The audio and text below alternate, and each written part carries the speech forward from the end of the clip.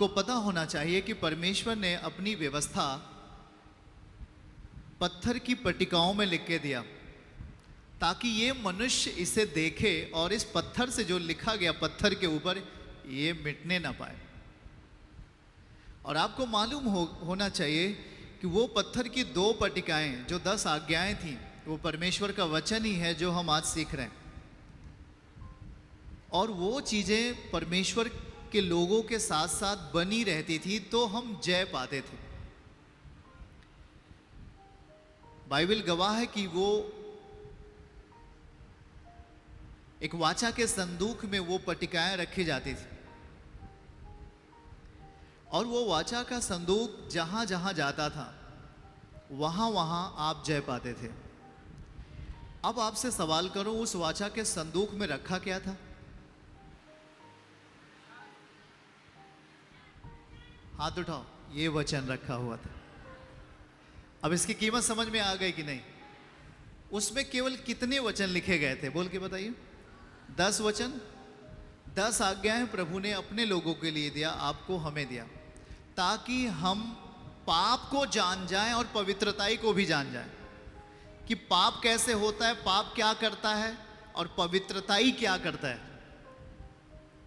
पवित्र होने से हमें क्या मिलेगा, पाप करने से क्या मिलेगा?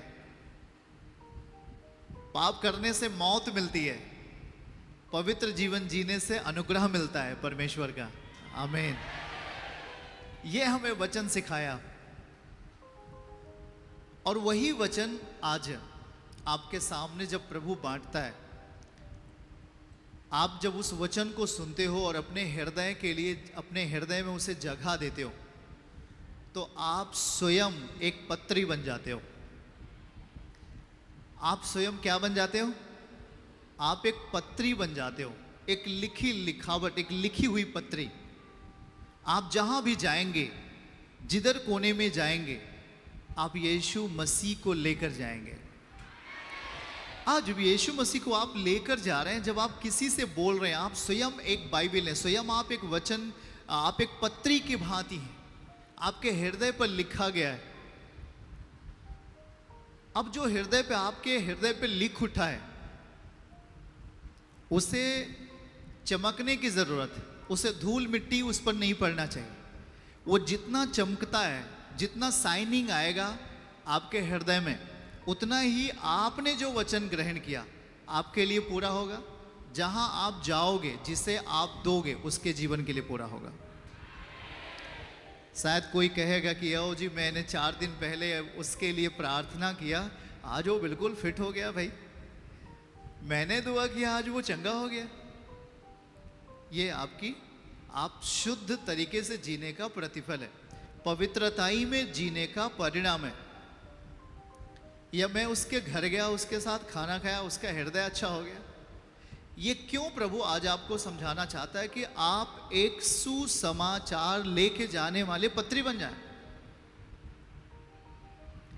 केवल आप अपने ही जीवन का सुधार नहीं, यीशु मसीह केवल आपके लिए ही नहीं आया, वो चाहता है कि वो आपके द्वारा और दूसरों को भी छूना चाहता है। इसलिए पौलुस कहता है कि तुम मसीह की पत्री हो, तुम मसीह की किताब हो, जिसे लोग पढ़ सकें। आप जहां भी जाएं, लोग आपको पढ़ना चाहेंगे। आप जहां भी जाएंगे, लोग आपको देखना चाहेंगे। आप जहां भी जाएंगे, लोग आपको समझना चाहेंगे कि आखिर एक मसीही लाइफ कैसे होता है, एक मसीही जीवन कैसे होता है। चलो जी, आज हमारे यहाँ एक मसीही आया, एक विश्वासी आया, चलो उससे बात करते, क्या उसके अंदर काबिलियत है, उसके अंदर क्या खासियत है। दिखने में बच्चा है या दिखने में साधारण है, वो बहन दिखने में साधारण लग रही है, पर उसकी जो जुबान से बातें वो मौत को भी हरा देती है यीशु के नाम में। किसको हरा देती हैं? वो मौत को हराने वाली है। इसलिए 2 कुरिन्थियों 5:17 में लिखता है कि आप एक नई सृष्टि की भूमिका में जीना है। पुरानी बातें आप में से बीत गई हैं, सब कुछ आप में क्या हो गया है? नया। इसलिए बाइबल कहती है कि जब नया दाखरस है, वो नई मस्कों में रखा जाता है। मस्क का मतलब समझते हैं कि नहीं? चमड़े का बना हुआ पात्र। चमड़ा अगर जितना पुराना होगा वो क्या होता जाएगा? सिकुड़ता जाएगा, वो छोटा होता जाएगा, है या नहीं? बताओ। धूप में चमड़े को डाल दो, क्या होगा? सिकुड़ेगा। बाइबल समझा रहा है कि अगर आपका मस्क पुराना है और दाखरस भले ही नई हो, दोनों नष्ट होंगे। कितने लोग बातों को समझ पा रहे हैं? आपको लग रहा है कि मेरा शरीर तो ठीक है, चलो मेरा शरीर पवित्र हो गया। जब आपका शरीर पवित्रताई की भूमिका में जीने लगा तो चिंता मत करो, ये जो दाखरस नया है आपके बॉडी में ठहर जाएगा, रुकेगा आपको फलवंत करने के लिए।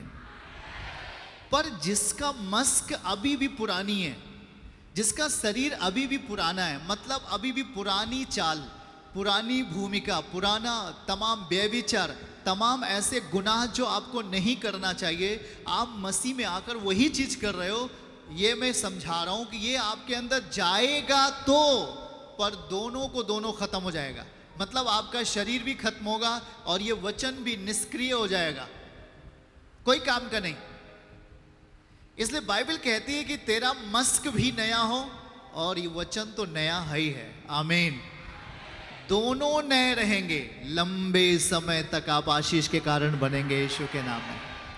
कितने लोग बातें को समझ रहे हैं? आज प्रभु समझाना चाहता है कि आप मसीह में, आपका उत्तरदायित्व क्या है, आपकी जिम्मेवारी क्या है, आप कौन सी जिम्मेवारी में आपको चलना चाहिए। क्या आप इतना ही जिम्मेदारी हैं कि बस आप चर्च आते हैं और आप आशीषों को ग्रहण करने के लिए प्रार्थना करते हैं, आप अपने परिवार के लिए, किसी भी व्यक्ति के लिए केवल आशीष चाहते हैं, बस यही है क्या आपका विश्वासी जीवन? प्रभु समझा रहे हैं कि ये विश्वासी जीवन नहीं है, केवल ये तो स्वार्थ का जीवन है। ये स्वार्थ का जीवन है, क्योंकि यदि आप एक मसीह होकर, यदि आप एक विश्वासी बनकर दूसरों के लिए आशीष के कारण नहीं बनते तो आपका जीवन सही नहीं। आपने वचन ग्रहण किया, आपने सुसमाचार सुना और उस सुसमाचार के जरिए से आपने अपनी जिंदगी में बेहतर बदलाव को देखा, बेहतर रास्ते को देखा या बड़े छुटकारे को देखा। लेकिन मैं ये कहूं कि क्या सुसमाचार केवल आप तक ही सीमित है? ये बुरा है। परमेश्वर नहीं चाहता कि ये सुसमाचार, ये वचन केवल आप तक सीमित हो, केवल वो आपके गांव तक रहे, केवल वो आप तक रहे। इसीलिए पौलुस कहता है कि आप मसीह की एक लेटर हो, एक पत्री हो, आप जहां जाओ लोग आपको पढ़ सकें, लोग आपको देख सकें। क्या देख सकें? आपके जीवन से सुसमाचार को पा सकें, आपके मुख से सुसमाचार को सुन सकें।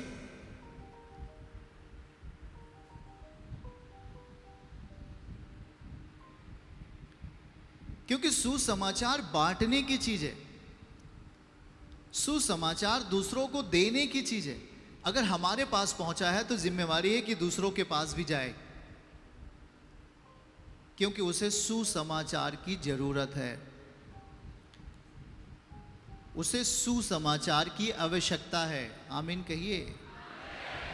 लूका अध्याय 2 वचन 10 आयत को हम आपके लिए पढ़ेंगे, आप उसे नोट भी कर सकते हैं। लूका अध्याय 2 वचन 10।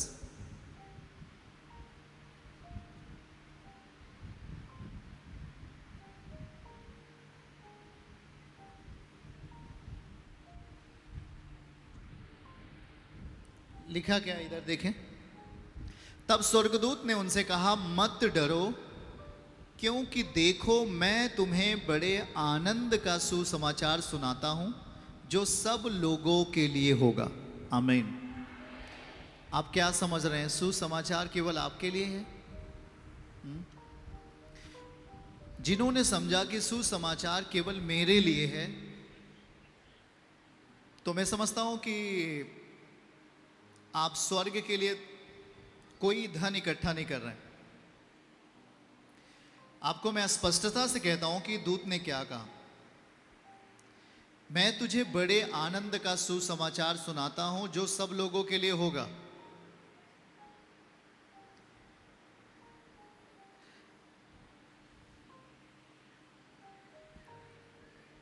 सुसमाचार एक पावर है।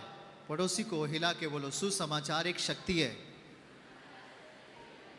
ऐसे से, थोड़ा से, सुसमाचार एक शक्ति है। सुसमाचार हमारी शक्ति है। सुसमाचार हमारा जीवन है। आमीन। कुछ लोगों ने कहा आपने क्या सुना? उन्होंने कहा कि ओ यीशु मसीह के बारे में कोई तो बता रहा था। हाँ या शायद ऐसे मैंने भी सोचा था। कोई आदमी आया था सुसमाचार देने के लिए घर में। वो मैंने कहा ये क्या बता रहा है? धरती बना, आकाश बना, पाताल बना, ये सब बना, वो सब बना। थोड़ी देर में वहां खड़ा रहा। पागल कहीं का, आकाश बना, धरती बना, पाताल बना, कौन बनाया, तू क्या बताए? और तो मैं वहां से चला गया। मैं वहां से, वो केवल उत्पत्ति का किताब पढ़ रहे थे। ये परमेश्वर ने आदि में ये सब सब सब सब बनाया, और मुझे अच्छा नहीं लग रहा था। लेकिन सुनाने वाला बड़े मन के साथ सुना रहा था, और मैं वहां से शायद हो सकता है 1 या 2 वचन सुना, और फिर वहां से मैं चला गया।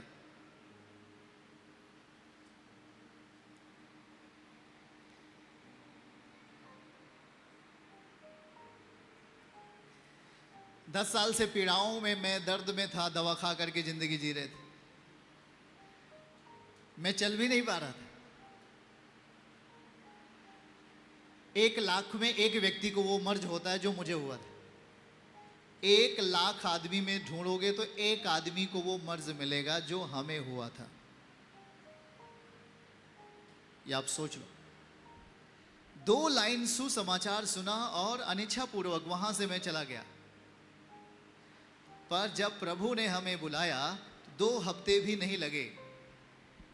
सारी तकलीफें जो 15 साल 10 साल से थी, 2 हफ्ते नहीं लगे। मुझे पता ही नहीं चला, एक स्वप्न के जैसे था, वो खत्म हो गया। आमीन। ये मैं क्यों आपसे कह रहा हूं, आप इसे सुनो। सुसमाचार सुनने में बहुत सरल है, पर इसकी सामर्थ्य मुर्दों को जिंदा करती है। आमीन। एक बाप परेशान था अपने बेटे को लेकर के, और वो कुछ लोगों को बुला के लेके आया और बोला कि इसमें से दुष्ट आत्मा है, इसको निकालो ताकि मेरा बेटा अच्छा हो जाए। वो नहीं निकाल सके। प्रभु ने कहा मैं कब तक तुम्हारी सहूंगा भैया, तुम रेडी नहीं हो रहे हो आत्मा में। और वहां पर लिखा है कि वो लोग प्रभु के पास लेके आए, यीशु के पास लेके आए उस व्यक्ति को जो मर रहा था। और जैसे ही वो यीशु के पास आता है, उसी क्षण प्रभु ने उसे चंगा कर दिया, और उसकी मृत्यु वाली बीमारी जो मृत्यु दे सकती थी, मौत दे सकती थी, वो उधर से निकल के चली गई यीशु के नाम में। आप समझो कि आज अगर आप सुसमाचार पा रहे हो, ये बहुत बड़ा अनुग्रह है। जैसा कि अंधे को लाठी मिल जाए, या अंधे को रोशनी मिल जाए, या किसी गरीब या बहुत लाचार व्यक्ति को खेत में वो अपना फावड़े से अपने खेत में काम करता रहे, उसे सोना और चांदी मिल जाए, कुछ ऐसे ही है सुसमाचार। बाइबल कहता है कि जो मेरे पुत्र का आदर करता है, पिता का सुसमाचार यीशु मसीह को अपनी जिंदगी में लाता है, यीशु मसीह को अपनी जिंदगी में जगह देता है, पिता उसका क्या करेगा? आदर करेगा। आदर पिता करेगा पुत्र के कारण, आपका हमारा। आमीन। एक सुसमाचार। क्या है वो सुसमाचार? आप जानते हैं कि हमारे लिए कोई स्वर्ग छोड़ दिया। सही है? आपके लिए, हमारे लिए कोई स्वर्ग छोड़ दिया। वो परमेश्वर का पुत्र था और वो धरती के ऊपर आ गया। किस लिए आ गया? ताकि हम मानव जाति पाप से बाहर आ जाएं। क्योंकि हम इंसान हड्डी और मांस पाप से कभी भी लड़ नहीं सकता। हड्डी और मांस में हम कभी भी पाप को हरा नहीं पाएंगे। अभी आपने एक जवान बेटी का गवाही सुना कि नहीं सुना? उसमें शर्माने की बात नहीं, ना तो आप कभी शर्माना गवाही देने में। अगर आप शर्म करोगे तो याद रखना बाइबल का वचन आपके लिए पूरा होगा। कौन सा वचन? पिता भी, स्वर्गदूत भी, या यीशु मसीह भी आपसे शर्माएगा। आपको नो एंट्री का आपको आपके लिस्ट में नो एंट्री लिख उठेगा। याद रखना है कि जिसके जिंदगी में छोटा काम हो बड़ा काम हो, गवाही दे सकते हो जिससे लोगों का जीवन आशीषित हो सकता है, उस गवाही को कभी अपने छुपाना नहीं, उसे जल्द ही जाकर नोट कराओ। तुम जितनी बड़े समस्या से छुटकारा पाकर गवाही दिए हो ना, उससे बड़ी बरकत आपके हाथ में आने वाली है यीशु के नाम में। ये है गवाही का पावरफुल सिस्टम। कुछ लोग सोचते अरे जी चलो होता, पड़ोसी तो बता ही दिए हैं। आप बड़ी गवाही के साथ हो, छुपाओ नहीं। यीशु मसीह आखिर आपको चंगा क्यों किया?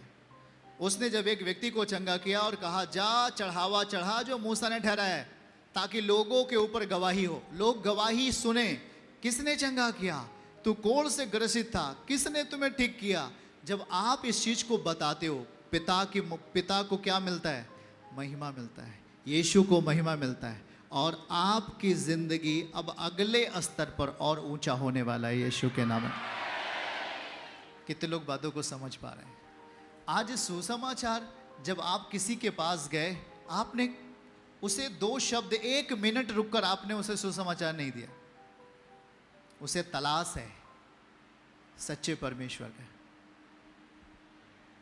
दुनिया खोज रही है सच्चे परमेश्वर को, जैसे आप खोज रहे थे, हम खोज रहे थे। आप जब सुसमाचार को बोलते हो तो आपके भीतर से कौन जाता है? आपके अंदर से कौन बात करता है? यीशु मसीह बात करता है। बाइबल कहती है जो सुसमाचार बताने में शर्माता है वो श्रापित है। आपने अपने पड़ोसी को नहीं बताया, आपने अपने रिश्तेदार को सुसमाचार नहीं बोला, आपने अपने लोगों को सुसमाचार नहीं बताया। आपको पता है कि यदि आपने उसे सुसमाचार बता दिया होता, वो मौत से बाहर आ जा सकता, वो बीमारी से बाहर आ सकता था, मौत से बाहर आ सकता था, लेकिन आप वहीं खड़े रहे, आपने उसे एक शब्द भी नहीं कहा। यीशु कैसे जाएगा आपके अंदर? वो तो आपको इसलिए चंगा किया ताकि आपके भीतर से वो दूसरों के भीतर जा सके। आमीन। बातों को समझ रहे हैं कि नहीं?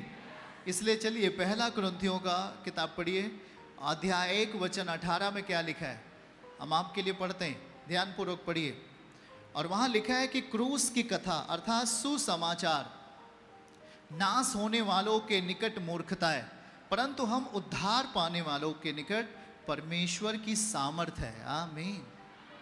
हाथ उठा के सब लोग बोलो परमेश्वर की सामर्थ्य है। पड़ोसी से बोलो किसके लिए? हाथ उठाओ फिर से बोलो परमेश्वर की सामर्थ्य है।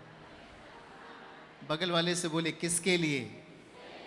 जो यीशु पर भरोसा रखता है, जो सुसमाचार पर विश्वास करता है, उसके लिए सुसमाचार परमेश्वर की सामर्थ्य है, हमारी सामर्थ्य है, हमारा जीवन है। आमीन। बातों को समझना इस बात के लिए प्रभु ने आज्ञा दिया, और वहां पर स्पष्ट लिखा है क्रूस की कथा नाश होने वालों के निकट मूर्खता है, परंतु हम उद्धार पाने वालों के निकट परमेश्वर की सामर्थ्य है। आप जानते हैं कि आप जब परमेश्वर की सामर्थ्य को प्राप्त करते हैं तो परमेश्वर की सामर्थ्य वही होती है जहां पर परमेश्वर का चलन होता है। आमीन। क्योंकि यीशु मसीह ने कहा जहां पर दुष्ट आत्माएं निकाली जाएंगी, बीमार चंगे किए जाएंगे, वहां पर परमेश्वर का राज्य आ चुका है। आमीन। और जब आप परमेश्वर की सामर्थ्य में चलते हो, ये एक अलौकिक बात है।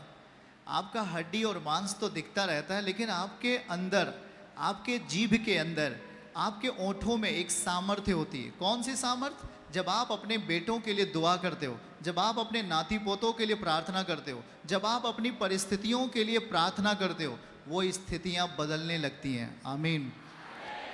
बोलो कब? जब हम उसकी सामर्थ्य को लेके चलते हैं। आमीन। हाथ उठा के बोलो परमेश्वर की सामर्थ्य को जब हम लेकर चलते हैं, अर्थात सुसमाचार को लेकर चलते हैं, परिस्थितियां सही होंगी।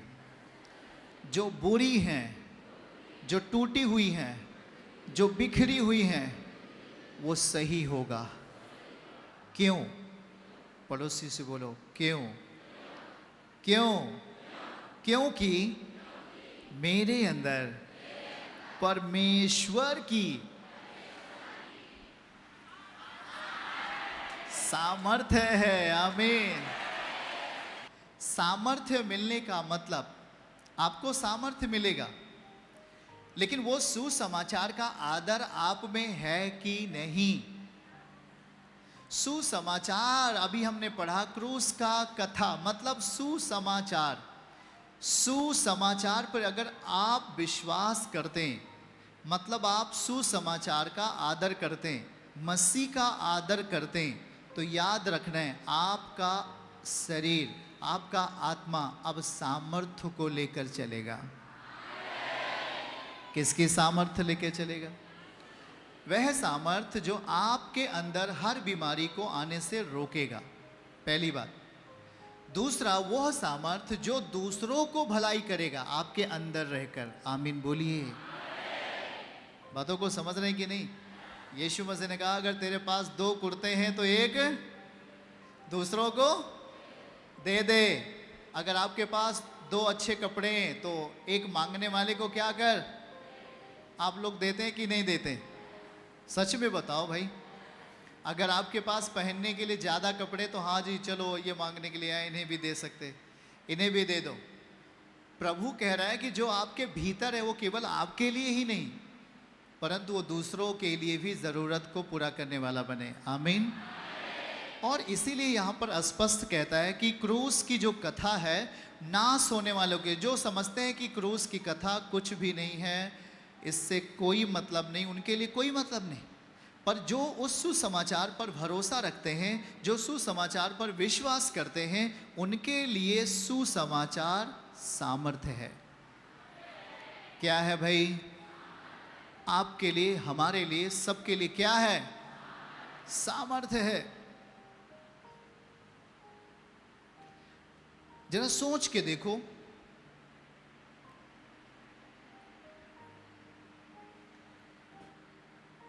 अभी मैं कुछ दिन पहले एक ऐसी छोटी सी बच्ची के लिए प्रार्थना करने के लिए हॉस्पिटल गया। कभी कभी आप हमें हॉस्पिटल में देख सकते हैं, कुछ लोग देखते भी हैं। आप कहाँ जी? क्या करने आए जी? मेरा काम है। और आप जानते हैं कि उस छोटी सी बच्ची का जो तबीयत था बहुत खराब था, यहाँ तक कि उसका दोनों किडनी फेल हो गया था, लैट्रिन पेशाब नहीं हो रहे थे, बंद, कुछ भी नहीं हो रहा था, प्रॉब्लम था, बहुत समस्या था। लेकिन याद रखना, हाथ पांव, छोटी बच्ची, 2.5 साल की बच्ची, इतने मोटे मोटे पैर, हाथ इतने मोटे मोटे, सब, किडनी दोनों क्या हो गया? फेल हो गया, होल हो गया, अब ये जीवित नहीं रह सकती, ऐसा कुछ लोगों को आशा था। वहाँ जाने के बाद प्रेयर किया, हाथ उस बच्ची के पेट पर, दोनों किडनी के बगल हाथ रखकर प्रेयर किया। हम और हमारी पत्नी और टीम साथ में थे। प्रेयर करने के बाद दूसरे दिन से खुशखबरी मिलना शुरू हुआ और कल पता चला वो बाहर आ गई है, हॉस्पिटल से सही है।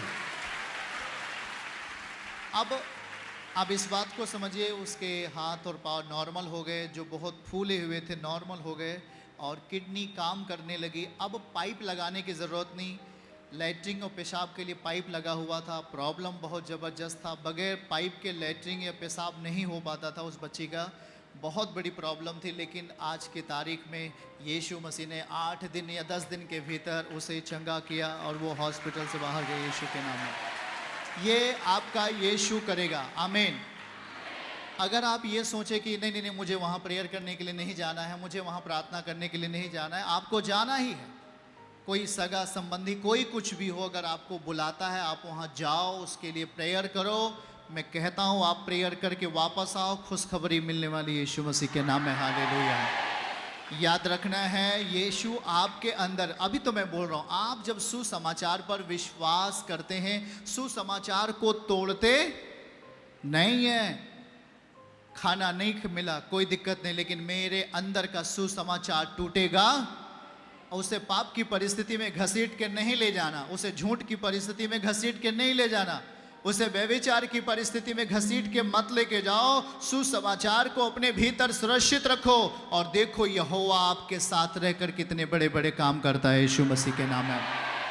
चर्च की सभी प्रार्थनाओं को और परमेश्वर के दास के द्वारा टीचिंग सुनने के लिए और अपडेट्स को जानने के लिए हमारे इस चैनल को सब्सक्राइब करें और साथ में बेल आइकन को जरूर दबाएं ताकि जब भी लाइव प्रार्थना हो तो सबसे पहले आप देख सकें।